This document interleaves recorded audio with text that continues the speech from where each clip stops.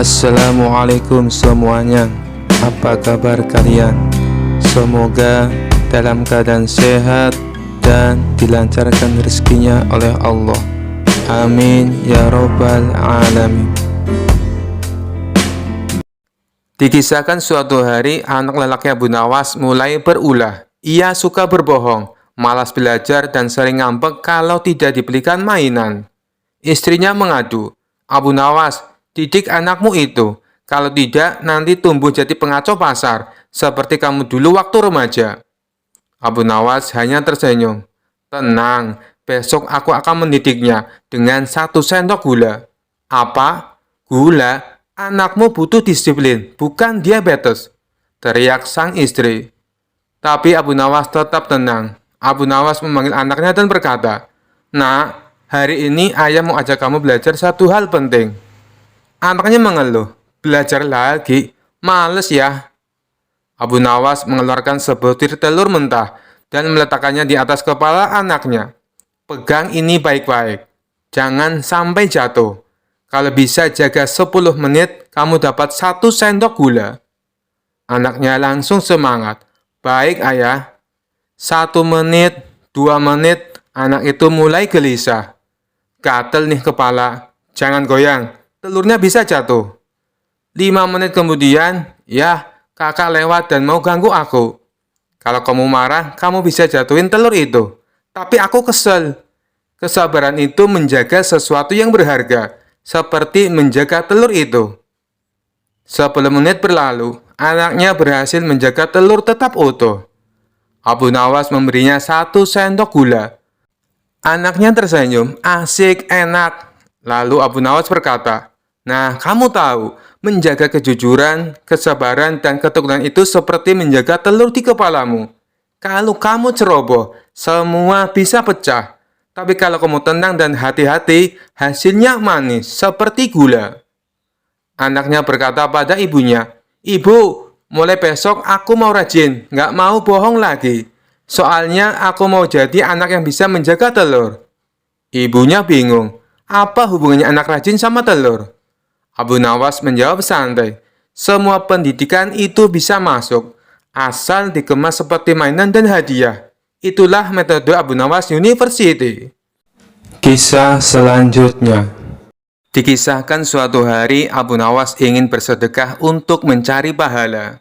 Ia mengambil sekantong uang dari tabungannya dan berniat membagikannya kepada orang-orang yang benar-benar membutuhkannya. "Sedekah itu harus tepat sasaran," gumamnya. "Aku harus mencari orang yang benar-benar miskin dan membutuhkan bantuan." Maka berkeliling Abu Nawas ke seluruh kota, mencari orang yang tampak paling menderita.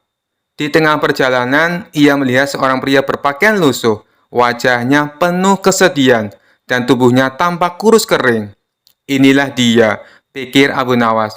Ia pun mendekati pria itu dan menyerahkan sekantong uang sambil berkata, "Saudaraku, ini untukmu. Semoga bisa meringankan beban hidupmu." Pria itu terkejut, tetapi segera mengambil kantong uang itu dengan wajah sumringah. "Terima kasih, wahai dermawan. Kau benar-benar orang baik," katanya. Lalu tiba-tiba ia berteriak ke arah sekelompok pria lain di seberang jalan, "Hai teman-teman, aku menang taruhan lagi." Abu Nawas terkejut. "Apa maksudmu?" tanyanya dengan dahi berkerut. "Maaf tuan, sebenarnya aku bukan orang miskin. Aku baru saja kalah dalam taruhan dan harus membayar hutang kepada teman-temanku. Sekarang berkat uang ini aku bisa melunasi semuanya." Abu Nawas melongo. Ia baru saja menyerahkan uangnya kepada seorang penjudi. Dengan kesal ia berkata, "Wahai saudaraku, sedekah memang harus ikhlas. Tapi kalau tahu begini, aku lebih baik menyedahkan uangku ke kambing." Pria itu tertawa, lalu berlari ke arah teman-temannya sambil berteriak, "Hari ini aku menang 2 kali, dapat uang dan dapat doa dari orang baik." Abu Nawas mengelus dada, "Ya Allah, semoga engkau tetap mencatat sedekahku sebagai amal baik, meskipun salah sasaran." Sejak hari itu, Abu Nawas memutuskan untuk lebih berhati-hati dalam bersedekah. Kisah selanjutnya. Dikisahkan suatu hari Abu Nawas sedang berjalan-jalan di hutan untuk mencari ilham. Namun karena terlalu asik berpikir, ia malah tersesat jauh ke dalam hutan yang sangat lebat. Ia berusaha mencari jalan keluar, tetapi yang ditemukan justru sebuah gua besar dengan pintu gerbang emas bertuliskan "Selamat datang di Kerajaan Ular". Astagfirullah, jangan-jangan ini tempat ular raksasa, gumam Abu Nawas dengan wajah pucat. Namun karena rasa penasarannya lebih besar daripada ketakutannya, ia melangkah masuk. Begitu memasuki gua, tiba-tiba tanah di bawah kakinya bergoyang, dan ia terjatuh ke dalam lubang yang dalam. Saat membuka mata, Abu Nawas mendapati dirinya dikelilingi oleh manusia yang aneh. Mereka memiliki tubuh manusia, tetapi wajah mereka seperti ular. Loh, ini mimpi atau kenyataan? Gumamnya sambil mengucek mata. Seorang pria berbadan besar dan bersisik emas mendekatinya. "Kau siapa, orang asing? Kenapa masuk ke kerajaan kami?" Tanyanya dengan suara mendesis. "Saya hanya pejalan kaki yang tersesat," jawab Abu Nawas dengan hati-hati. Sang Raja Ular yang duduk di sana bertatakan batu permata tersenyum lebar.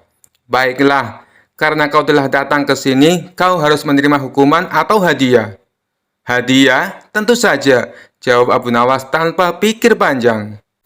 "Tepat, hadiahmu adalah menikahi 100 wanita cantik di kerajaan kami," seru Raja Ular. Mata Abu Nawas langsung terbelalak. "Hah? Saya harus menikahi 100 wanita?" "Ya, di sini ada banyak wanita cantik yang butuh suami. Mereka akan mengurusmu seumur hidup." Abu Nawas berpikir sejenak. Di satu sisi, menikah dengan 100 wanita terdengar seperti impian semua pria. Tapi di sisi lain, bagaimana ia bisa mengurus mereka semua? Ia bahkan kesulitan mengurus dirinya sendiri. Tiba-tiba Abu Nawas mendapat ide. Ia berdiri tegak dan berkata, "Wahai Raja Ular, saya sangat senang dan terhormat menerima hadiah ini. Tapi izinkan saya jujur, saya memiliki penyakit aneh." "Penyakit apa?" tanya Raja Ular curiga. "Setiap kali saya menikah, istri saya akan berubah menjadi kodok dalam semalam."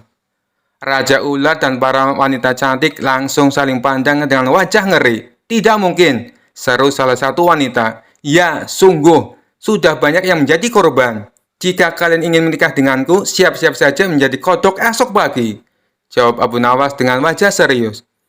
Dalam sekejap, seluruh wanita cantik itu menjerit ketakutan dan melarikan diri. Bahkan Raja Ular sendiri pun mundur perlahan. "Kami tidak ingin mengambil risiko. Lebih baik kau segera pergi dari sini," kata Raja Ular. Tanpa membuang waktu, Abu Nawas langsung berlari keluar dari kerajaan ular dan akhirnya kembali ke desanya dengan selamat. Sejak saat itu, ia semakin percaya bahwa kecerdikan lebih berharga daripada keberuntungan. Kisah selanjutnya. Dikisahkan suatu malam di bulan Ramadan, Raja Harun al-Rasyid duduk santai di taman istana bersama para menterinya. Tiba-tiba ia teringat sesuatu dan memanggil Abu Nawas yang sedang asik menikmati hidangan kurma dan susu. "Wahai Abu Nawas, aku ingin bertanya," kata Raja sambil tersenyum. "Silahkan Baginda," jawab Abu Nawas dengan tenang. Raja pun bertanya, "Apakah kau tadi malam sholat tarawih?" Abu Nawas terdiam sejenak, lalu menghela napas panjang seperti orang yang sedang berpikir keras. Semua orang menunggu jawabannya dengan penasaran.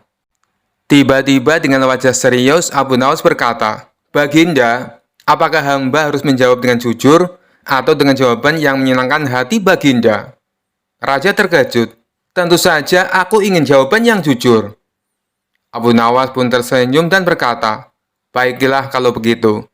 Jika hamba berkata bahwa hamba sholat tarawih, nanti Baginda bisa bertanya berapa rakaatnya. Apakah 8 atau 20? Jika hamba menjawab 8, pasti ada yang bilang hamba malas. Jika hamba menjawab 20, pasti ada yang bilang hamba ria. Jadi lebih baik hamba tidak menjawab." Raja tertawa kecil tapi belum puas. "Tapi aku tetap ingin tahu, jadi kau sholat tarawih atau tidak?" Abu Nawas berpikir lagi, lalu berkata dengan suara lirih, "Baginda, tahukah Anda bahwa ada orang yang sholat tarawih tapi hatinya sibuk memikirkan makanan berbuka tadi? Ada juga yang sholat tarawih tapi pikirannya melayang ke dapur istana membayangkan hidangan sahur. Nah, kalau begitu, apakah sholat mereka benar-benar tarawih?" Raja mulai tertawa, tapi ia tetap penasaran. "Jadi kau sholat atau tidak, Abu Nawas?" Dengan wajah polos, Abu Nawas berkata, "Baginda, apakah Baginda pernah melihat seseorang tidur sepanjang malam, lalu ditanya apakah ia bermimpi?" Orang itu pasti bingung menjawabnya. Kadang-kadang ia ingat, kadang tidak. Nah, sama seperti itu. Jika hamba sholat raweh tapi mengantuk, apakah itu dihitung sholat atau tidur? Raja langsung tertawa terbahak-bahak hingga hampir jatuh dari kursinya. Para menteri dan pengawal ikut tertawa sampai perut mereka sakit. Akhirnya, Raja berkata sambil mengusap air matanya karena terlalu banyak tertawa. "Abu Nawas, kau memang licik. Aku bertanya sederhana, tapi kau menjawab berputar-putar sampai membuatku lupa dengan pertanyaanku sendiri." Di malam itu, istana penuh dengan tawa. Sementara Abu Nawas menikmati kemenangan kecilnya dengan santai, sambil tetap merahasiakan apakah ia benar-benar sholat raweh atau tidak. Kisah selanjutnya. Dikisahkan suatu hari, seorang pandita dari India datang ke istana Raja Harun al-Rasyid. Ia terkenal pandai berdebat dan ingin menguji kecerdasan orang-orang di negeri Baghdad. Dengan penuh percaya diri, ia berkata di hadapan raja dan para ulama, "Wahai raja, tahukah engkau bahwa Ka'bah sebenarnya adalah milik agama kami, agama Hindu?" Seluruh ruangan mendadak hening. Para ulama melotot tak percaya, bahkan raja pun terkejut. Tapi sebelum raja sempat berbicara, Abu Nawas yang duduk di sudut ruangan tersenyum dan maju ke depan. "Wahai pandita, apa alasanmu mengatakan Ka'bah milik agama Hindu?"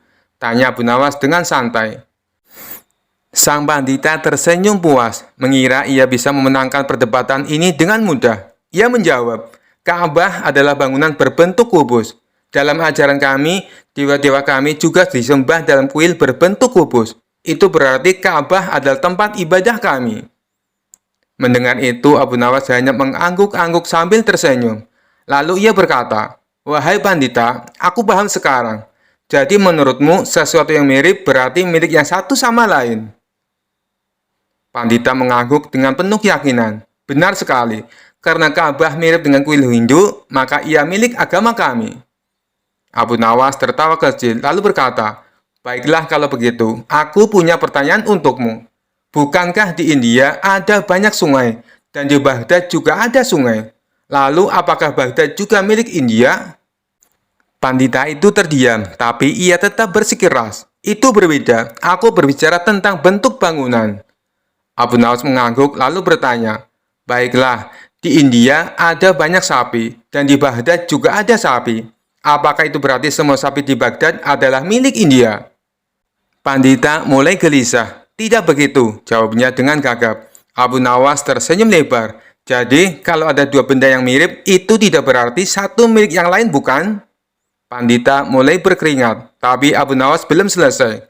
"Sekarang dengarkan baik-baik, wahai pandita. Jika aku memakai jubah panjang seperti milikmu, apakah itu berarti aku adalah pendeta Hindu?" Pendeta semakin bingung dan akhirnya berkata, "Tentu saja tidak."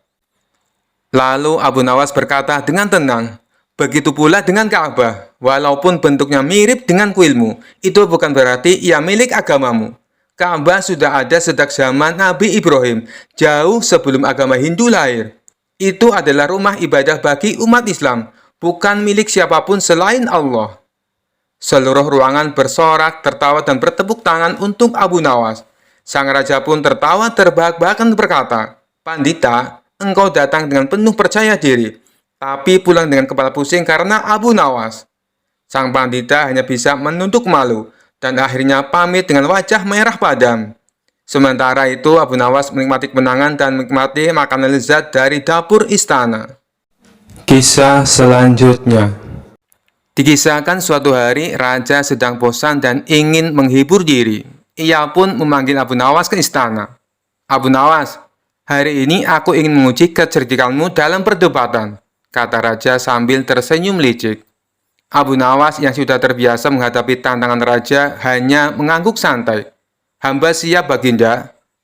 Raja lalu memanggil hakim istana, seorang pria serius yang selalu berusaha tampak bijak.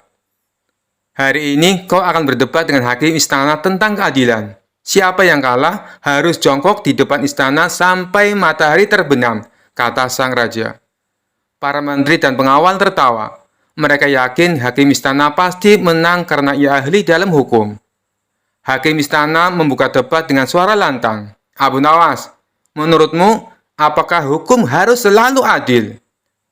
Abu Nawas tersenyum. Tentu saja harus adil, tapi tergantung siapa yang membuat hukumnya. Hakim terkejut. Maksudmu? Abu Nawas menjelaskan, jika raja yang membuat hukum, maka hukum itu adil bagi raja. Jika hakim yang membuat hukum, maka hukum itu adil bagi hakim. Dan jika aku yang membuat hukum, maka hukum itu adil bagi aku. Seisi istana tertawa terbahak-bahak. Raja mulai tertarik. Hakim berkata lagi, tapi hukum dibuat untuk semua orang, tidak bisa berat sebelah. Abu Nawas mengangguk. Benar, maka aku punya pertanyaan. Apakah baginda raja bisa dihukum jika melanggar hukum? Hakim terdiam, ia melirik raja. Raja tertawa. Tentu saja tidak. Aku raja, aku pembuat hukum. Abu Nawas tersenyum. Nah, itu artinya hukum tidak berlaku untuk semua orang secara adil. Hakim mulai berkeringat. Hakim mencoba mengalihkan pembicaraan. Baiklah, Abu Nawas. Jika seseorang mencuri roti karena kelaparan, apakah dia harus dihukum? Abu Nawas mengangguk. Tentu harus dihukum, tapi tukang roti juga harus dihukum. Hakim terkejut. Kenapa tukang roti harus dihukum juga? Abu Nawas menjawab santai. Karena dia membiarkan seseorang kelaparan. Seluruh istana tertawa. Hakim makin pusing. Raja pun berseru. Hakim, jawaban Abu Nawas masuk akal. Hakim mencoba sekali lagi. Tapi Abu Nawas, bagaimana kalau seseorang mencuri bukan karena lapar, tapi karena rakus? Abu Nawas menghela nafas panjang. Kalau begitu, hukumlah yang mengajarkan orang itu untuk berhenti rakus. Hakim mengangguk. Bagus, tapi bagaimana caranya? Abu Nawas tersenyum licik. Caranya mudah, dengan menyuruh dia duduk jongkok di depan istana sampai matahari terbenam. Raja tertawa keras. Itu hukuman yang cocok. Seluruh istana bersorak. Hakim hanya bisa menepuk jidatnya. Akhirnya, hakim pun terpaksa jongkok di depan istana sampai matahari terbenam. Sementara Abu Nawas pulang dengan kemenangan. Kisah selanjutnya. Dikisahkan suatu hari, Raja Harun al-Rasyid sedang berbincang dengan para penasehatnya di istana. Tiba-tiba ia merasa ingin menguji kecerdikan Abu Nawas lagi. Maka ia pun mengundang Abu Nawas ke istana. Setelah Abu Nawas datang dan memberi salam, Raja Harun berkata, Abu Nawas, aku ingin kau mengajariku cara berpuasa Senin Kamis dengan baik. Abu Nawas sedikit terkejut mendengar permintaan tersebut. Namun ia tahu Raja pasti memiliki maksud tersembunyi. Maka ia pun menjawab dengan sopan, Wahai Baginda, puasa Senin Kamis sangat mudah. Pada hari Senin dan Kamis, kita menahan diri dari makan dan minum sejak fajar hingga maghrib. Raja Harun mengangguk dan tersenyum. Lalu ia berkata, Baiklah, aku akan mulai puasa Senin Kamis minggu depan. Tapi aku ingin kau menemaniku berbuka di istana. Abu Nawas pun setuju. Pada hari Senin, Raja Harun berpuasa. Ia merasa sangat lapar dan tidak sabar menunggu waktu berbuka. Saat matahari mulai condong ke barat, ia memerintahkan pelayan istana untuk menyiapkan hidangan yang lezat. Ketika azan maghrib berkumandang, Raja Harun segera mengambil makanan dan mulai makan dengan lahap. Ia melihat Abu Nawas hanya tersenyum dan belum menyentuh makanannya. Raja bertanya, Abu Nawas, kenapa aku belum makan? Abu Nawas menjawab santai, Baginda, aku masih kenyang. Aku tidak ikut berpuasa hari ini. Raja pun terkejut. Loh, katanya kau mau ngajariku puasa Senin Kamis. Abu Nawas menjawab sambil tersenyum. Benar, Baginda. Aku hanya mengajarkan cara berpuasa, bukan ikut berpuasa. Raja Harun hanya bisa geleng-geleng kepala. Pada hari Kamis, Raja Harun kembali berpuasa. Kali ini, ia ingin memastikan Abu Nawas juga ikut berpuasa. Maka sejak pagi ia mengutus pengawal untuk mengawasi Abu Nawas agar tidak makan dan minum. Sore harinya Abu Nawas tampak lesu dan lemas. Raja tersenyum puas, merasa bahwa kali ini ia berhasil. Saat waktu berbuka tiba, Abu Nawas segera mengambil makanan dan makan dengan lahap. Raja Harun pun ikut makan dan bertanya, "Nah, akhirnya kau benar-benar berpuasa, Abu Nawas?"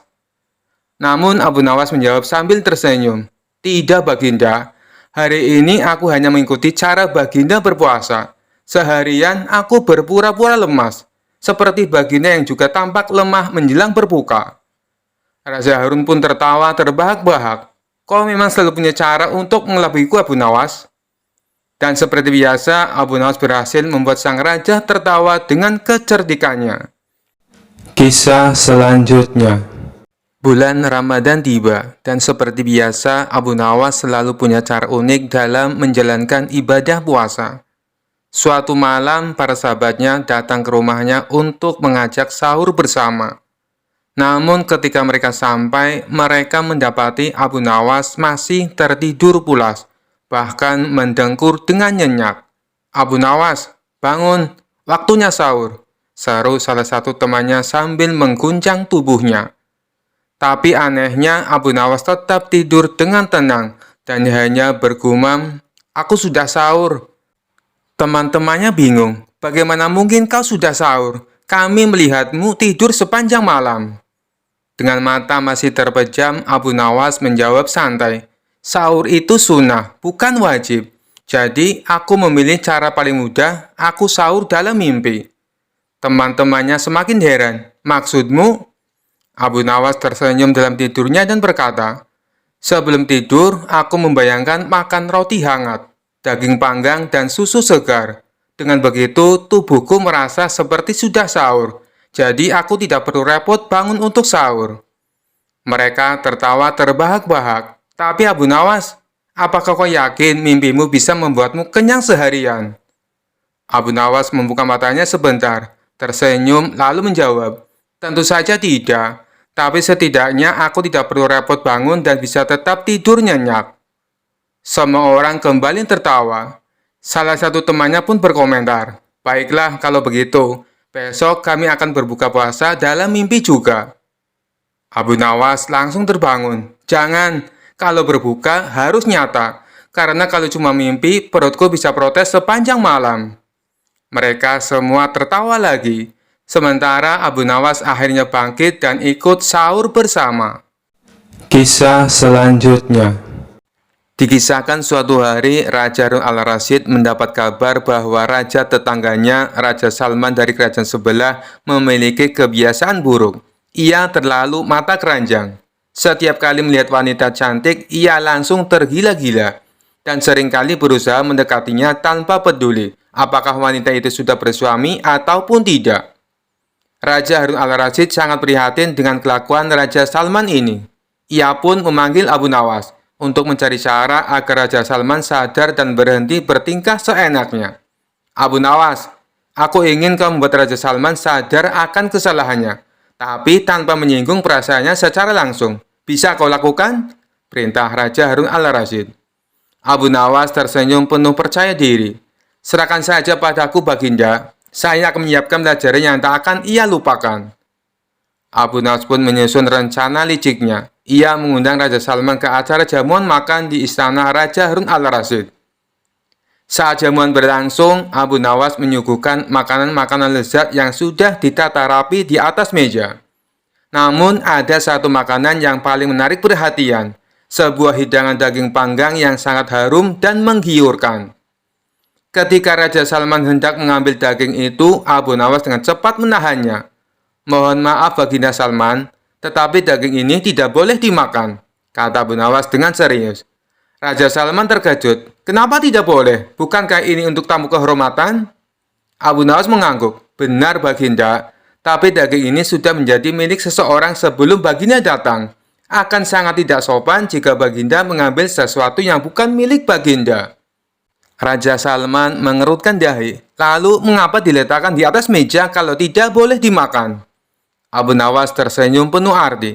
"Begitulah Baginda, sama seperti seseorang wanita yang sudah memiliki suami. Ia memang cantik dan menarik, tetapi bukan untuk diambil oleh orang lain." Raja Salman terdiam. Wajahnya memerah, menyadari bahwa perkataan Abu Nawas adalah sindiran langsung kepadanya. Ia menatap sekeliling, menyadari bahwa semua orang di ruangan itu menunggu reaksinya. Tiba-tiba Raja Salman tertawa keras. "Abu Nawas, kau benar-benar cerdik. Aku mengerti maksudmu. Mulai sekarang, aku akan menahan diri dan tidak lagi bertindak semaunya." Raja Harun tersenyum puas, sementara Abu Nawas hanya menunduk dengan senyum penuh kemenangan. Sejak hari itu, Raja Salman tidak lagi dikenal sebagai Raja Mata Keranjang, melainkan Raja yang bijaksana. Dan semua itu berkat kecerdikan Abu Nawas. Kisah selanjutnya. Dikisahkan suatu hari ada seorang pendeta sombong yang datang ke kota Baghdad. Ia ingin menunjukkan bahwa dirinya lebih pandai dari semua orang, termasuk para ulama Islam. Dengan penuh percaya diri, ia berdiri di tengah pasar dan berteriak, "Wahai penduduk Baghdad, aku ingin menantang siapapun untuk berdebat denganku. Jika kalian bisa mengalahkanku dengan akal dan ilmu, aku akan mengakui bahwa aku salah." Penduduk Baghdad saling berpandangan. Tak ada yang berani maju. Mereka tahu bahwa pendeta itu terkenal cerdas dan licik dalam berdebat. Namun tiba-tiba Abu Nawas yang terkenal kocak dan cerdik maju ke depan. Dengan santai ia berkata, "Aku menerima tantanganmu, wahai pendeta. Mari kita mulai." Pendeta itu tersenyum sinis. "Baik, aku akan menguji bacaan Al-Quran yang kalian baca. Aku pernah mendengar bahwa dalam Al-Quran ada ayat yang berbunyi, 'Celakalah orang-orang yang sholat.' Bukankah itu aneh? Bagaimana bisa Al-Quran mencela orang yang sholat?" Penduduk Baghdad terdiam.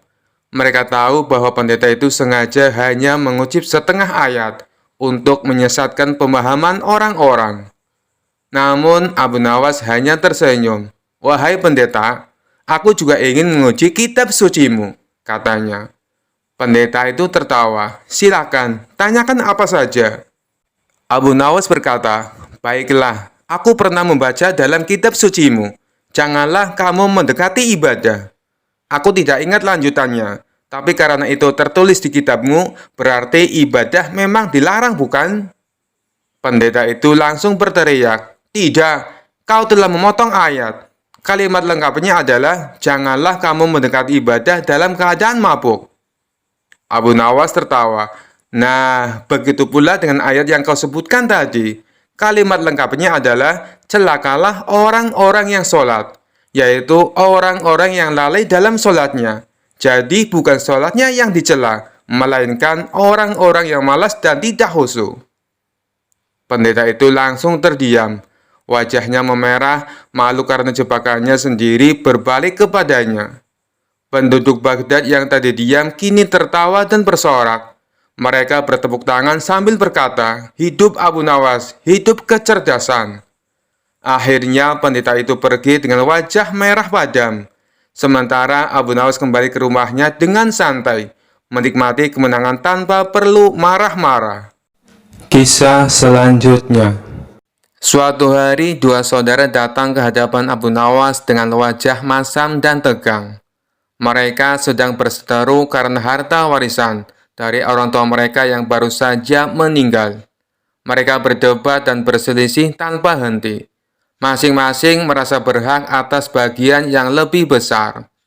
"Abu Nawas, tolonglah kami. Kami tidak bisa menemukan cara membagi harta warisan ini dengan adil," kata salah satu dari mereka. Abu Nawas yang terkenal bijaksana namun penuh akal memandang keduanya dengan tatapan serius, lalu tersenyum kecil. "Baiklah, aku akan membantumu membagi harta warisan ini secara adil. Tapi aku punya satu syarat." Kedua saudari itu mengangguk serempak. "Apa syaratnya, Abu Nawas?" "Kami akan menurut," jawab mereka. "Syaratnya," kata Abu Nawas sambil menahan tawa dalam hati, "kalian harus menjalankan metode pembagian yang kuciptakan sendiri. Jika setuju, kalian tidak boleh mengeluh atau menolak." Keduanya langsung setuju karena yakin Abu Nawas pasti akan bersikap adil. Tanpa menunda waktu, Abu Nawas meminta mereka membawa semua barang warisan ke tengah-tengah ruang sidang kecil yang ia buat di rumahnya. Di sana ada sebidang tanah, seekor kambing, dan sepeti penuh koin emas. Abu Nawas menatap harta tersebut dengan pandangan yang penuh perhatian, lalu berkata, "Baik, mari kita mulai. Akan kubagi semuanya secara tepat dan adil." Kemudian ia menunjuk salah satu saudara dan berkata, "Kau yang tertua, akan kuberikan bagian tanah ini. Kau bisa menggarap tanah tersebut untuk kebutuhanmu." Lalu ia menunjuk saudara yang lain, "Kau yang lebih muda, kau mendapatkan kambing ini. Kau bisa memelihara dan merawatnya, lalu mengambil keuntungan dari susu dan hasilnya." Namun kedua saudara itu tidak puas. Si sulung memprotes, "Abu Nawas, tanah ini kering. Bagaimana aku bisa mendapatkan keuntungan dari ini? Adikku dapat kambing yang bisa menghasilkan setiap hari." Dan si bungsu tak kalah kesalnya, "Bagaimana bisa aku hanya mendapatkan seekor kambing? Tanah itu lebih berharga dari kambing ini." Abu Nawas tersenyum mendengar keluhan mereka. "Oh, jadi kalian tidak puas dengan bagian masing-masing?" Mereka mengangguk. Lalu Abu Nawas mengeluarkan ide cerdasnya. "Kalau begitu, kita ubah pembagiannya. Yang tertua akan mendapatkan kambing, sedangkan yang muda akan mendapatkan tanah," katanya. Tapi seperti yang Abu Nawas duga, mereka kembali tidak puas dan mulai berdebat lagi. Si sulung merasa kambing tak cukup bernilai, dan si bungsu merasa tanahnya terlalu kering. Mereka mulai saling menyalahkan dan hampir bertengkar. Abu Nawas lalu berkata dengan suara lantang, "Sudah cukup. Karena kalian tidak bisa menerima pembagian apapun dengan ikhlas, aku akan memberikan solusi terakhir. Akan kubagi semua harta ini dengan adil. Aku akan mengambil semuanya." Kedua saudara itu terkejut. "Apa maksudmu, Abu Nawas?" tanya mereka bingung. "Begini," kata Abu Nawas, "daripada kalian terus berkelahi dan tak bisa menerima bagian masing-masing, lebih baik aku saja yang menyimpan harta ini. Setidaknya aku tidak perlu mendengar keributan dan pertengkaran kalian." Mendengar itu, keduanya terdiam. Mereka sadar bahwa sikap serakah mereka hanya memperkeruh keadaan. Tanpa harta tersebut, mereka justru tidak mendapatkan apa-apa. Keduanya saling pandang, lalu berkata, "Baiklah Abu Nawas, kami telah salah. Kami akan menerima pembagianmu tanpa protes lagi." Abu Nawas tersenyum. "Nah, itu baru sikap yang benar. Kalau begitu, aku akan membagi sesuai yang pertama. Si sulung dapat tanah, dan si bungsu dapat kambing. Dan seperti emas ini, kalian berdua akan membaginya setengah-setengah." Keduanya tersenyum dan mengangguk lega. Mereka pun mengucapkan terima kasih kepada Abu Nawas atas pelajaran berharga yang ia berikan. Dan sejak hari itu, kedua saudara itu hidup damai dan tak pernah lagi berselisih soal harta. Kisah selanjutnya. Suatu malam yang tenang, Abu Nawas tidur dengan pulas di rumahnya. Namun, tiba-tiba dalam tidurnya, ia mulai gelisah. Matanya berkedut, nafasnya tersengal-sengal, dan tubuhnya bergerak seakan-akan sedang berlari. Ternyata Abu Nawas sedang bermimpi buruk dikejar-kejar harimau. Di dalam mimpinya, Abu Nawas berada di sebuah hutan lebat. Ia mendengar deru nafas berat dari balik semak-semak. Ketika menoleh ke belakang, ia melihat seekor harimau besar berlari ke arahnya dengan mata yang bersinar ganas. "Astagfirullah, harimau!" seru Abu Nawas dalam mimpi itu. Sambil berlari secepat mungkin, tapi seperti mimpi pada umumnya, kakinya terasa berat, dan setiap langkahnya seperti berjalan di lumpur. Harimau itu semakin mendekat dan Abu Nawas mulai panik. "Lari, Abu Nawas, lari!" Ia berteriak pada dirinya sendiri. Namun tak peduli seberapa keras ia mencoba, harimau itu semakin dekat. Taringnya terlihat tajam dan siap menerkam. Ketika Abu Nawas sudah hampir menyerah, tiba-tiba ia tersandung batu besar dan terjatuh. Dengan cepat, harimau itu melompat ke arahnya. Tapi sebelum harimau itu menerkam, Abu Nawas berteriak, "Tunggu, tunggu dulu!" Ajaibnya, harimau itu berhenti di udara, menggantung seperti sedang mempertimbangkan kata-kata Abu Nawas. "Kenapa kau berhenti?" tanya harimau bingung. Abu Nawas yang sudah terpojok tiba-tiba mendapatkan ide cerdik. "Kau tidak boleh menerkamku sekarang," katanya dengan nada yakin. Aku sedang bermimpi, dan dalam mimpi aku yang mengendalikan segalanya. Harimau itu menatapnya curiga. Apa maksudmu? Abu Nawas melanjutkan dengan percaya diri. Aku bisa mengubahmu menjadi apapun yang aku mau. Bagaimana kalau aku membuatmu jadi kucing manis saja? Atau mungkin seekor ayam? Harimau itu mulai panik. Ayam? Tidak, aku tidak mau jadi ayam. Abu Nawas tersenyum lebar. Lalu bagaimana kalau kita buat kesepakatan? Aku tidak akan mengubahmu jadi ayam, asalkan kau tidak menerkamku. Harimau itu berpikir sejenak, lalu setuju. Baiklah, kita punya kesepakatan. Aku tidak akan menerkammu. Dengan lega, Abu Nawas mengusap keringat di dahinya. Bagus, bagus. Sekarang, bagaimana kalau kau pergi dan tinggalkan aku sendirian? Harimau itu mengangguk, berbalik dan mulai berjalan menjauh. Namun, sebelum pergi terlalu jauh, ia menoleh kembali dan berkata, Ingat Abu Nawas, lain kali kalau kau bermimpi lagi, jangan buat aku marah. Aku tidak suka diancam jadi ayam. Abu Nawas tertawa dalam mimpinya, merasa telah menang dengan kecerdikannya. Dan saat itu juga ia terbangun. Keringatnya masih membasahi dahi, tapi ia tetap tersenyum lega. Keesokan harinya, para tetangga bertanya, Abu Nawas, kenapa semalam kau berteriak-teriak dalam tidurmu? Apa kau bermimpi buruk? Abu Nawas tertawa dan menjawab, Tidak, hanya mimpi dikejar harimau. Tapi tenang saja, kami sudah membuat kesepakatan. Harimau itu tidak akan berani lagi menerkamku. Kisah selanjutnya. Di sebuah acara di Istana Raja Harun al-Rasyid hadir seorang tamu istimewa, yaitu Habib Ba'alawi, seorang ulama dari Yaman yang terkenal membanggakan nasabnya, yang katanya tersambung langsung ke Nabi Muhammad SAW. Habib ini tidak hanya berbicara tentang ilmu agama, tetapi juga sering menyisipkan cerita tentang garis keturunannya. Aku adalah keturunan Rasulullah, maka sudah sepantasnya aku dihormati lebih dari siapapun di sini. Katanya dengan suara lantang, membuat beberapa tamu istana merasa risih. Raja Harun yang tahu Abu Nawas pasti bisa menghibur suasana memanggilnya. Abu Nawas, kemarilah. Aku ingin kau berbincang dengan Habib Ba'alawi. Tapi hati-hati, dia sangat membanggakan garis keturunannya. Abu Nawas dengan senyum tipisnya segera menghampiri Habib Ba'alawi. Tuan Habib, sungguh mulia nasab Anda yang tersambung langsung ke Nabi.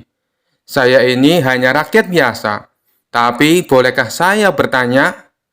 Silakan Abu Nawas, jawab Habib dengan nada tinggi, merasa posisinya lebih tinggi. Abu Nawas memulai dengan nada polos. Tuan Habib, karena nasab Anda sangat mulia, saya penasaran. Apakah kemuliaan itu otomatis membuat Anda bebas dari dosa? Habib Ba'alawi menjawab dengan yakin, tentu saja tidak. Tapi keturunan Nabi memiliki tanggung jawab besar untuk menjaga martabat dan kehormatan. Luar biasa, kata Abu Nawas sambil mengangguk-angguk. Berarti jika Anda melakukan kesalahan, kesalahan itu tidak bisa disalahkan pada Nabi kan? Tentu saja tidak, jawab tegas sang Habib. Kalau begitu Tuan Habib, lanjut Abu Nawas dengan senyum lecek. Mengapa Anda terus-menerus membanggakan nasab Anda? Bukankah yang penting itu amal perbuatan, bukan asal keturunan? Para tamu istana langsung menahan tawa. Sang Habib mulai gugup, tetapi mencoba mempertahankan wibawanya. Habib Ba'alawi menjawab dengan nada tinggi. Nasabku adalah kehormatan yang harus dijaga. Kau Abu Nawas tidak tahu betapa sulitnya menjadi keturunan Nabi. Abu Nawas tersenyum santai. Tuan Habib, saya bukan keturunan Nabi, tapi saya tahu satu hal. Di akhirat nanti, Tuhan tidak akan bertanya siapa nenek moyang kita, tetapi apa yang sudah kita lakukan di dunia ini.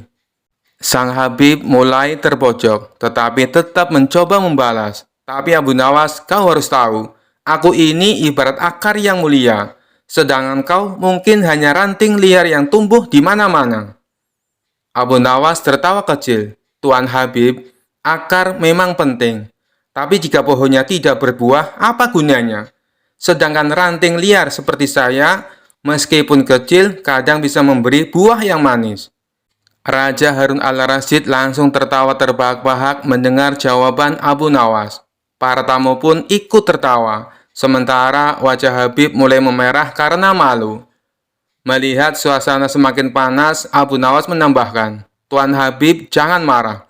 Anda seperti permata.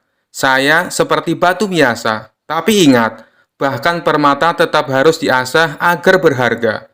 Sedangkan batu biasa seperti saya kadang bisa menjadi pondasi rumah yang kuat." Sang Habib hanya terdiam, menyadari bahwa Abu Nawas tidak hanya cerdas tetapi juga berbicara dengan penuh makna. Dengan malu-malu ia berkata, "Abu Nawas, kau benar. Aku harus lebih banyak belajar rendah hati." Abu Nawas tersenyum, "Tuan Habib, kita semua belajar. Saya pun belajar dari Anda. Tapi jangan terlalu sering bicara tentang nasab, karena Tuhan menilai dari hati, bukan dari silsilah." Raja Harun tertawa puas. "Abu Nawas, kau telah menyelamatkan acara ini dari kebosanan. Habib, anggap ini pelajaran berharga." Sejak itu, Habib Ba'alawi lebih berhati-hati dalam membanggakan nasabnya. Sementara Abu Nawas kembali menjadi pahlawan cerdik istana yang dihormati semua orang. Kisah selanjutnya. Suatu hari, Abu Nawas ditunjuk oleh raja untuk menjadi hakim sementara di istana, karena hakim kerajaan sedang sakit. Raja berkata, "Abu Nawas, aku ingin kau mengadili kasus perceraian ini. Tunjukkan kebijaksanaanmu." Abu Nawas meskipun tidak biasa menjadi hakim menerima tugas itu. Di depan Abu Nawas ada sepasang suami istri yang sedang berseteru. Sang suami ingin bercerai karena merasa istrinya terlalu galak. Sedangkan sang istri merasa suaminya terlalu pelit. Abu Nawas memulai sidang dengan penuh wibawa. "Baiklah, ceritakan masalah kalian satu persatu," katanya. Sang suami langsung berkata dengan nada kesal, "Istriku ini seperti naga. Setiap hari aku dimarahi. Tidak peduli aku bekerja keras seharian."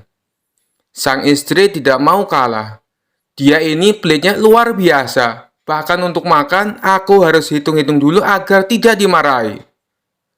Abu Nawas mendengarkan dengan penuh perhatian, lalu berkata, Ini masalah besar. Aku harus berpikir." Sambil berpikir, Abu Nawas meminta waktu sejenak dan beranjak keluar ruangan. Tapi begitu ia kembali, ia mendapati pasangan itu sudah bertengkar hebat. Suaminya berkata, "Aku sudah tidak tahan, kau tidak pernah puas." Istrinya membalas, "Kalau kau tidak pelit, aku juga tidak akan marah-marah."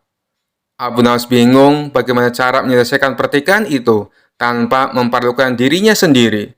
Akhirnya ia memutuskan untuk melakukan sesuatu yang tidak biasa. Abu Nawas berdiri dengan tegas. "Baiklah, karena kalian berdua tidak bisa akur, aku akan memberi kalian hukuman." Pasangan itu terkejut. "Hukuman? Apa maksud Anda, Tuan Hakim?" Abu Nawas tersenyum kecil. "Kalian akan dihukum tinggal bersama selama 3 bulan di penjara istana. Kalian harus makan, tidur, dan melakukan semua kegiatan bersama. Jika setelah 3 bulan kalian masih ingin bercerai, maka aku akan menyetujuinya." Pasangan itu saling menatap. Sang suami tampak takut dan berkata, "3 bulan bersama dia di penjara, aku bisa mati muda." Sang istri juga ragu. "3 bulan dengan orang sepelit dia, aku bisa kelaparan." Akhirnya mereka berdua sepakat untuk berdamai. "Kami akan mencoba untuk rukun kembali, Tuan Hakim. Tidak perlu dipenjara." Abu Nawas tersenyum lebar. "Bagus, itu keputusan bijak. Ingat, lebih baik hidup rukun daripada saling menyalahkan." Raja yang mendengar kabar ini tertawa terbahak-bahak. "Abu Nawas, kau benar-benar hakim yang unik. Kau hampir dipermalukan, tapi akhirnya justru berhasil menyelesaikan masalah." Abu Nawas dengan rendah hati menjawab, "Baginda, menjadi hakim bukan hanya soal keadilan, tapi juga soal kebijaksanaan dan sedikit akal-akalan." Kisah selanjutnya.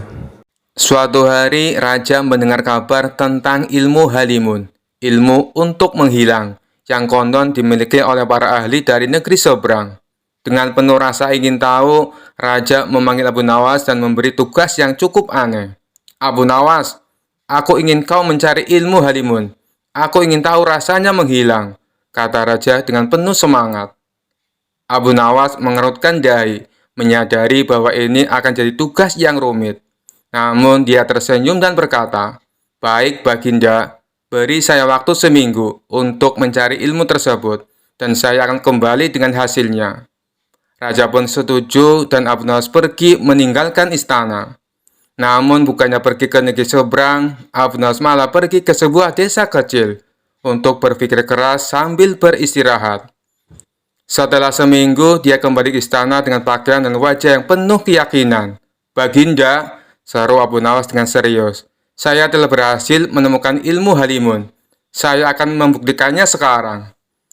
Raja dan para pengawal yang sudah penasaran segera berkumpul di aula istana, menunggu pertunjukan ilmu Halimun dari Abu Nawas. "Baginda," kata Abu Nawas dengan dramatis, "untuk bisa menghilang, Baginda harus menutup mata dan mengucapkan mantra yang saya ajarkan ini. Halaman, halamun, halimun. Dan ingat, jangan buka mata sampai saya mengatakan sudah selesai." Raja menutup mata rapat-rapat sambil mengucapkan mantra dengan sungguh-sungguh. Halaman, halamun, halimun. Setelah Raja mengulang mantranya beberapa kali, Abu Nawas memberi isyarat kepada semua orang di aula untuk diam-diam meninggalkan ruangan. Satu persatu mereka keluar dengan hati-hati, meninggalkan Raja sendirian di dalam ruangan dengan mata masih tertutup.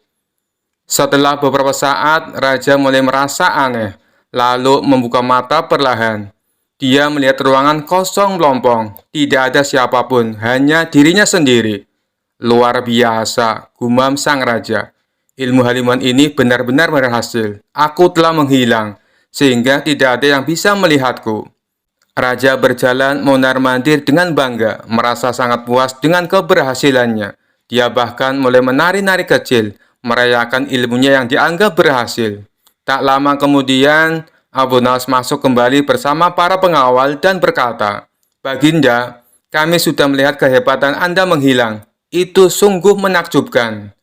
Raja tersenyum dengan penuh kebanggaan. "Benar, Abu Nawas, ilmu Halimun ini luar biasa. Aku bisa menghilang begitu saja." Abu Nawas menahan tawa dan dengan hormat berkata, "Betul, Baginda. Tapi ingat, ilmu ini hanya bertahan jika Baginda tidak memberitahukan rahasianya kepada siapapun." Raja mengangguk serius. "Tentu, Abu Nawas, ini akan jadi rahasiaku dan rahasiamu." Abu Nawas pun meninggalkan istana sambil tertawa kecil. Dan sejak hari itu, Raja tetap yakin bahwa dirinya sudah menguasai ilmu Halimun, walaupun sebenarnya dia hanya dibiarkan sendiri di ruangan kosong. Para pengawal dan pejabat istana terus tersenyum diam-diam setiap kali Raja mengungkit tentang ilmunya yang sakti itu. Kisah selanjutnya. Dikisahkan suatu hari yang cerah, Abu Nawas sedang berjalan santai di pasar, dan ia melihat seorang gadis cantik menjual bunga. Wajahnya yang menawan membuat hati Abu Nawas berdebar kencang. Gadis itu bernama Zahra, terkenal karena kecantikannya di seluruh negeri. Dengan percaya diri, Abu Nawas mendekati Zahra. "Wahai Zahra, bunga yang kau jual tak seindah senyummu. Apakah aku boleh membeli hatimu bersama sekuntum bunga ini?" katanya dengan gaya puitis. Zahra tertawa kecil. "Abu Nawas, kau memang pandai bicara. Namun, jika kau benar-benar mencintaiku, aku akan menerimamu dengan satu syarat." Abu Nawas menatapnya penuh semangat. "Sebutkan syaratnya, dan aku akan melakukannya, walau itu berarti mendaki gunung atau menyeberangi lautan." Zahra tersenyum licik. "Kalau begitu, kau harus menguras laut hingga kering. Jika berhasil, aku akan menjadi istrimu." Orang-orang yang mendengar syarat itu langsung tertawa terbahak-bahak. Mereka pikir Zahra sengaja memberi tugas mustahil untuk menolak Abu Nawas tanpa menyinggung perasaannya. Namun Abu Nawas tidak menyerah. Ia mengangguk mantap. "Baiklah Zahra, aku akan melakukannya. Beri aku waktu seminggu." Abu Nawas mulai berjalan keliling desa, mengumpulkan ember, panci, dan temayan dari semua orang. Ketika ditanya untuk apa, ia menjawab, "Aku sedang menjalankan misi cinta." Abu Nawas tiba di tepi laut membawa semua wadah. Dengan penuh semangat, ia mulai menimba air laut menggunakan sendok kecil, memasukkannya ke dalam ember. Setiap orang yang lewat menonton dengan heran. "Abu Nawas, apa yang kau lakukan? Laut ini tak akan pernah kering," kata seorang nelayan sambil tertawa. "Biarkan aku mencoba. Kalau berhasil, aku akan menikahi Zahra," jawab Abu Nawas sambil tersenyum. Mengetahui bahwa usahanya tidak mungkin selesai sendiri, Abu Nawas memutuskan meminta bantuan Raja Harun al-Rasyid. Ia menulis surat, "Yang mulia Raja, saya sedang menjalankan tugas besar, menguras laut demi cinta. Namun untuk sukses saya butuh bantuan Anda, mengirim angin agar air laut cepat mengering. Mohon pertimbangkan." Raja yang membaca surat itu langsung tertawa. Ia memutuskan untuk menemui Abu Nawas di tepi laut. "Abu Nawas, ini tugas mustahil. Mengapa kau melakukan ini?" tanya Raja. Abu Nawas tersenyum santai. "Baginda, jika aku gagal, maka aku telah berusaha dengan cinta. Namun jika Anda membantu, aku yakin laut ini bisa kering lebih cepat." Raja yang sudah mengenal kelicikan Abu Nawas akhirnya mengerti maksud tersembunyi di balik kata-katanya. Raja memanggil Zahra ke istana. Di depan banyak orang, Raja berkata, "Zahra, Abu Nawas telah melakukan apa yang kau minta. Ia berjuang siang dan malam menguras laut. Tidakkah kau melihat ketulusannya?" Zahra yang awalnya ingin menguji Abu Nawas akhirnya tersentuh. "Tuanku Raja, aku tidak menyangka Abu Nawas seberani ini. Aku bersedia menikah dengan Abu Nawas." Mendengar itu, Abu Nawas tersenyum lebar. "Wahai Zahra, ternyata menguras laut tidak sesulit menguras hatimu." Orang-orang tertawa riuh. Cinta dan kecerdikan Abu Nawas akhirnya membawa kebahagiaan, dan pernikahan mereka pun dirayakan dengan meriah. Kisah selanjutnya. Dikisahkan pada suatu hari ada seorang pria yang sombong dan suka menghujat Allah di pasar kota Baghdad. Ia sering berteriak lantang, "Jika Allah itu ada, buktikan pada aku. Aku bahkan tidak takut padanya. Aku bisa melakukan apapun termasuk minum racun tanpa terluka." Orang-orang yang mendengar ucapan itu geram, tetapi tak ada yang berani melawan pria itu, karena badannya besar dan bicaranya kasar. Raja Harun al-Rasyid yang mendengar kabar itu meminta Abu Nawas untuk menghadapinya. "Aku ingin kau berdebat dengannya, Abu Nawas. Jika kau bisa membungkamnya, aku akan memberimu hadiah besar," perintah sang raja. Abu Nawas mendatangi pria sombong itu di alun-alun. Dengan santai ia berdiri di tengah kerumunan dan berkata, "Wahai Tuan Besar, aku dengar kau merasa berani menantang Allah. Benarkah itu?" "Benar sekali. Apa kau juga ingin menantangku?" "Aku tidak takut pada siapapun, termasuk Tuhanmu," jawab pria itu dengan congkak. Abu Nawas tersenyum. "Baiklah, jika kau merasa hebat, aku ingin menguji keberanianmu. Minumlah racun ini," katanya sambil mengeluarkan botol kecil yang berisi cairan hitam pekat. Pria itu sedikit terkejut, tetapi ia tidak ingin terlihat takut di depan banyak orang. "Apa racun ini benar-benar mematikan?" tanyanya ragu. "Tentu saja, hanya orang yang percaya pada Allah yang bisa selamat setelah meminumnya," jawab Abu Nawas dengan nada meyakinkan. "Kalau begitu, kau dulu yang minum, baru aku percaya," tantang pria tersebut. Abu Nawas mengangguk dan dengan tenang meminum seteguk cairan hitam itu. Ia pura-pura menikmati, bahkan berdecak. Rasanya enak seperti madu. Orang-orang tercengang. "Wah, Abu Nawas selamat."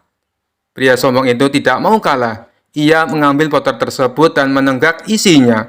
Namun, begitu cairan itu masuk ke tenggorokannya, ia mulai muntah-muntah dan merasa pusing. "Apa ini? Kenapa tubuhku panas sekali?" teriaknya panik. Abu Nawas tertawa kecil. "Tuan, itu bukan racun. Itu hanya campuran cuka dan rempah-rempah. Tapi rasa mualmu itu berasal dari ketakutanmu sendiri. Kau tahu mengapa aku tidak apa-apa? Karena aku percaya pada Allah yang menciptakan segala sesuatu dengan sempurna." Pria itu terdiam, wajahnya memerah karena malu. "Aku salah. Aku tidak seharusnya menghujat Allah. Ampunilah aku," katanya sambil berlutut di hadapan Abu Nawas. Abu Nawas tersenyum penuh kemenangan. "Semoga kejadian ini menjadi pelajaran bagimu, bahwa kekuatan manusia tidak ada apa-apanya dibandingkan dengan kekuasaan Allah." Raja Harun al-Rasyid yang menyaksikan dari kejauhan sangat puas dengan kecerdikan Abu Nawas. Ia pun memberikan hadiah besar sementara pria sombong itu pergi dari alun-alun dengan kepala tertunduk menjadi bahan tertawaan banyak orang. Kisah selanjutnya. Dikisahkan suatu pagi, raja sedang berjalan-jalan di taman istana ketika ia menyadari sesuatu yang aneh. Sepasang sepatunya yang sangat mahal, hadiah dari seorang saudagar, hilang entah kemana. Raja pun marah besar dan segera memanggil semua pengawal serta pelayan istana.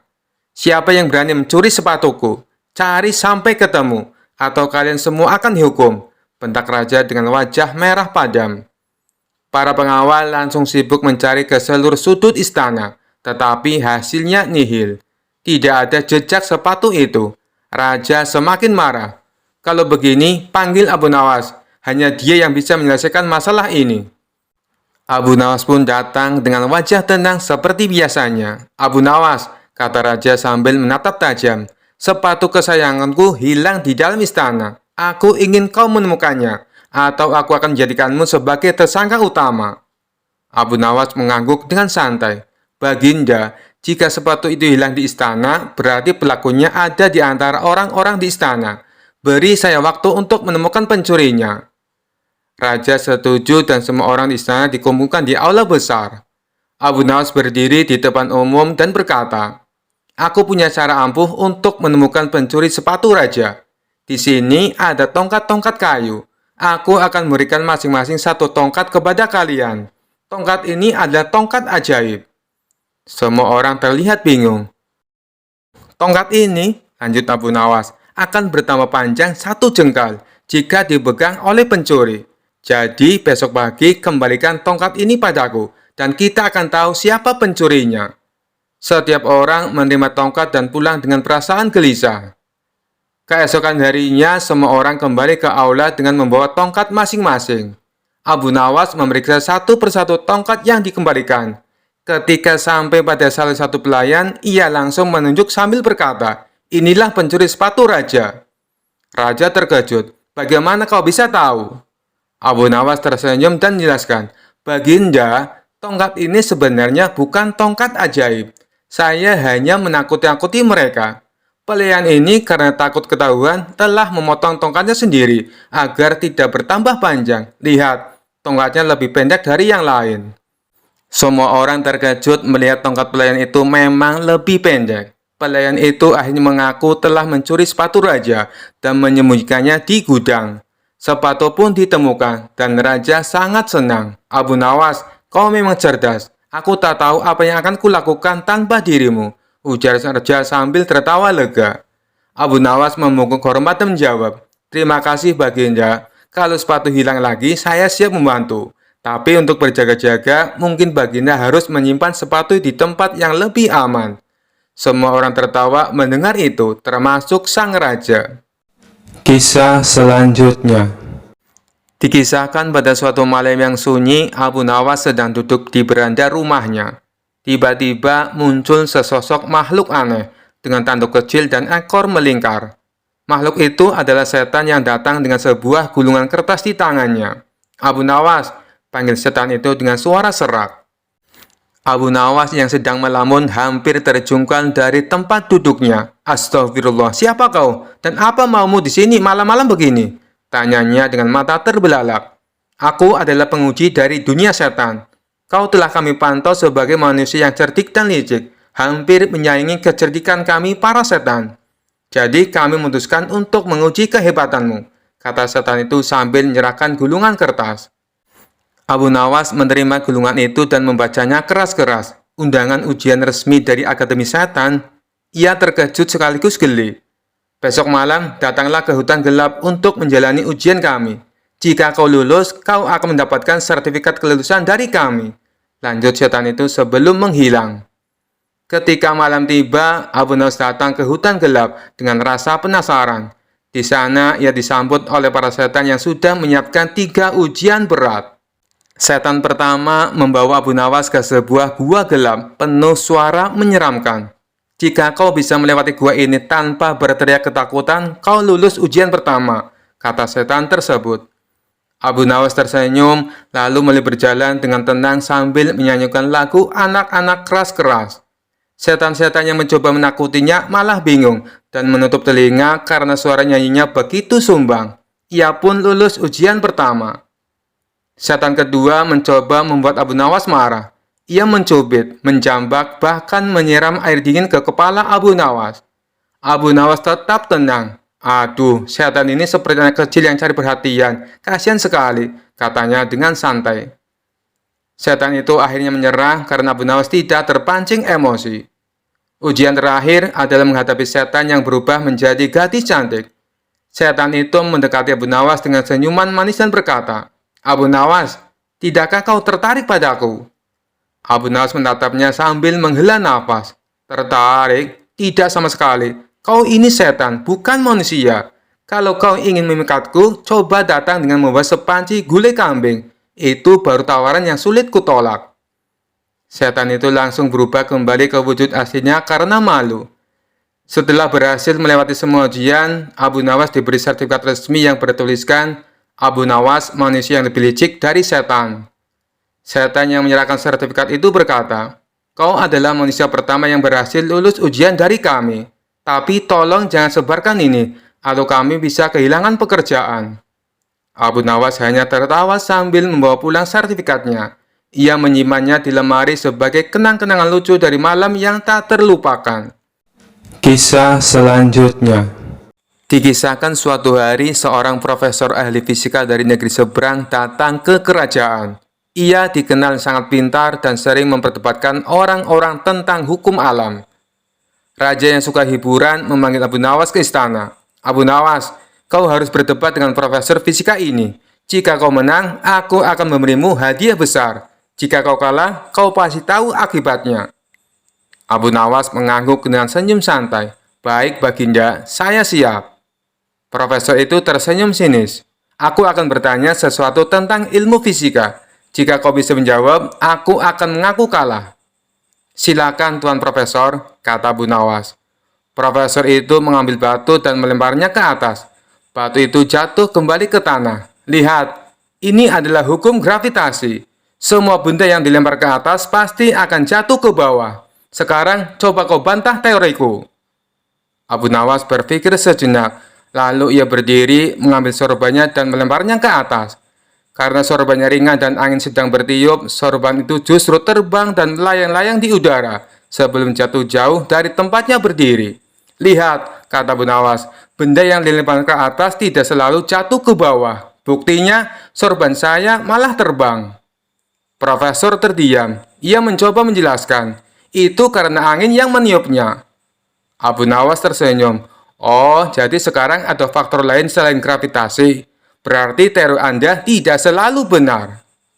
Semua orang di istana tertawa. Raja pun mulai menikmati perdebatan ini. Profesor mulai kesal. Ia mengambil gelas air dan menuangkannya ke tanah. "Lihat ini, Abu Nawas. Air selalu mengalir ke bawah. Itu hukum alam. Tidak ada air yang mengalir ke atas." Abu Nawas mengangguk. Ia lalu mengambil sendok dan mencelupkannya ke dalam gelas. Kemudian ia meniup permukaan air dengan mulutnya. Air pun muncrat ke atas. "Nah, lihat, saya baru saja membuat air mengalir ke atas," katanya dengan bangga. Raja tertawa terbahak-bahak. Profesor mulai berkeringat. "Aku punya satu pertanyaan terakhir," kata profesor. "Jika kau benar-benar pintar, coba jelaskan, mengapa bulan bisa tetap menggantung di langit tanpa jatuh?" Abu Nawas menggaruk kepala lalu tersenyum. "Mudah sekali. Itu karena bulan tidak punya ibu mertua yang menyuruhnya turun untuk membeli beras." Semua orang tertawa terbahak-bahak, termasuk sang raja. Profesor pun menyerah. "Baiklah, aku kalah. Ilmuku tidak bisa mengalahkan kecerdikanmu," katanya pasrah. Raja yang sangat puas dengan hiburan ini memberikan hadiah besar kepada Abu Nawas. Dan seperti biasa, Abu Nawas berhasil menang. Bukan dengan ilmu fisika, tapi dengan logika yang kocak dan tak terbantahkan. Sekian dulu perjumpaan kita kali ini. Sampai bertemu lagi di kisah-kisah selanjutnya. Terima kasih yang sudah subscribe dan setia menonton channel ini. Wassalamualaikum warahmatullahi wabarakatuh.